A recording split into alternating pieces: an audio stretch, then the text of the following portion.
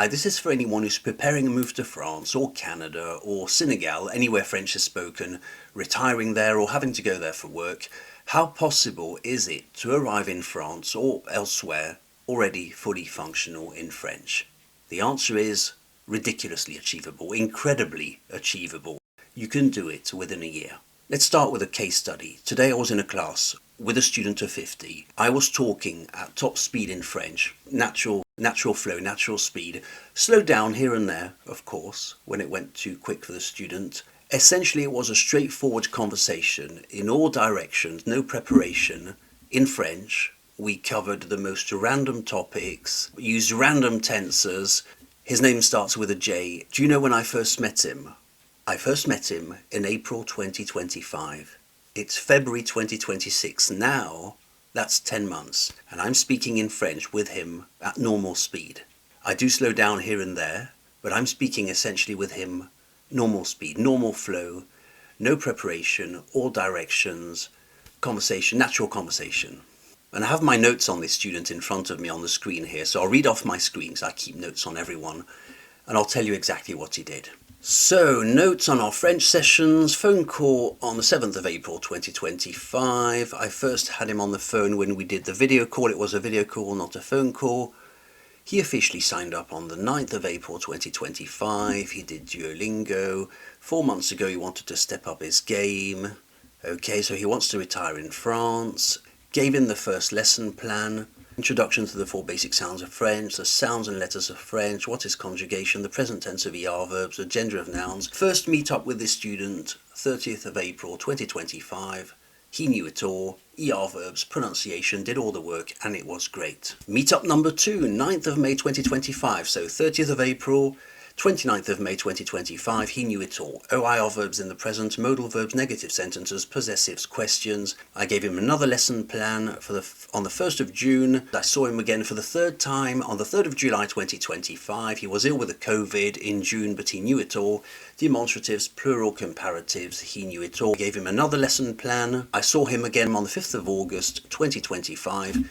We did all we had to do and it was wonderful. Meetup number 5 on the 27th of August. We did all the past tense in French. He knew it all. He's very happy and so was I. We even did a few negative sentences in the past tense. Meetup number 6, 17th of September. He knew all the second past tense in French. Imparfait.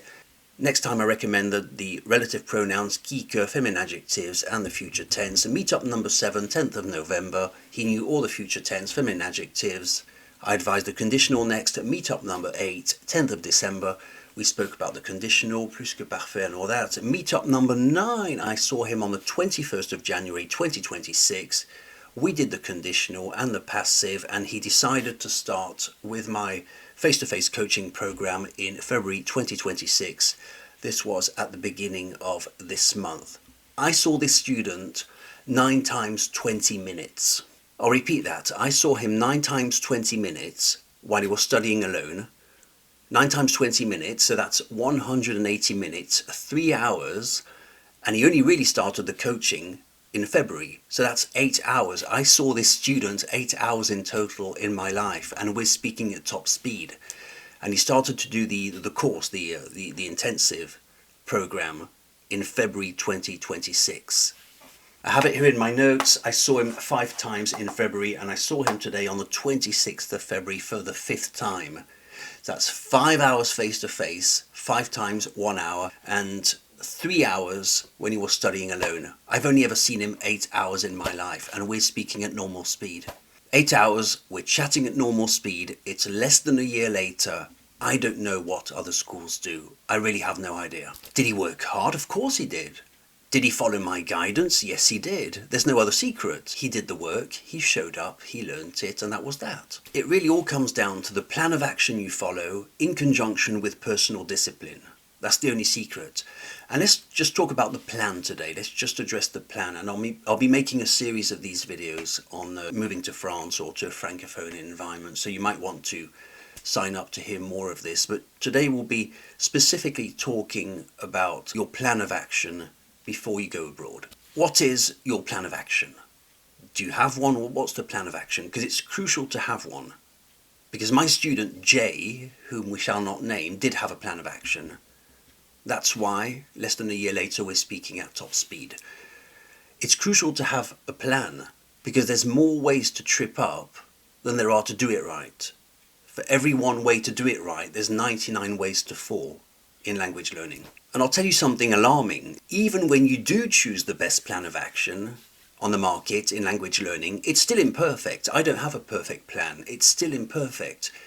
Because the best teacher knows that no battle plan is ever perfect. No strategy is perfect. So it's always a concession. So even the tutor who aims at having the best plan of action still has an imperfect plan. They'll admit that to you. And the ones who don't even think of having a battle plan, I'll let you finish that sentence. 99 ways of failing. And you might answer, well, surely I'd notice. I'd know if I was using a strategy that wasn't conducive to good results. Well, sadly, you wouldn't. I really don't think you would, because you don't yet have that perspective. You're still in the process of learning French. So unless you had already learned French and you could look back on your results and say, well, that was an effective strategy, that was a good experience. But unless you've achieved it, you're still in the process, you're still in the middle of it. You don't yet have that perspective to be able to look back and say, that was a good plan of action. And why am I saying this? Why 99 ways of failing? Not out of spite, not to say I'm the best. There's a very logical reason for this. Why not 99 ways of finding a bad plumber or a bad engineer? Because languages are unregulated. Anyone can step in and teach one. So it's a visibility and popularity contest. That's how it works. There's no barrier to entry. Anyone can start a language school or an app or set up as a tutor. Here's something you can do today. Look at the current business, app, school, tutor that you're using at the moment to learn a language. What's their promise? What's on the shop window, at the top of the shop window? What does it say? Does it say learn languages, have fun, learn anytime, join millions of others, learn anytime you want? Book a semester for an introduction to French, learn with stories, choose between millions of tutors? Or does it say, come here and we'll prepare you to know a language in a year? What's the promise? What are they promising you? It likely doesn't say, come here, we're in the business of making you deeply knowledgeable in French. It says, in other words, if you come here, you will be involved in language learning for no definite purpose. That's the sad reality of it. It's the difference between being in the process and having done. Being in the process of learning versus having learned. So yes, I would say that 99% of language solutions keep you in the process. They keep you in the process. You're busy learning. But if you have the project of going to France or Canada or anywhere else in the Francophone environment, you wish to be ready. You'll need structure, you'll need certainty, you'll need commitment, and you'll need a service that's actually created to make that possible for you. If we look at what your schedule would look like during this year of preparation, you'd have to have momentum. It's very important.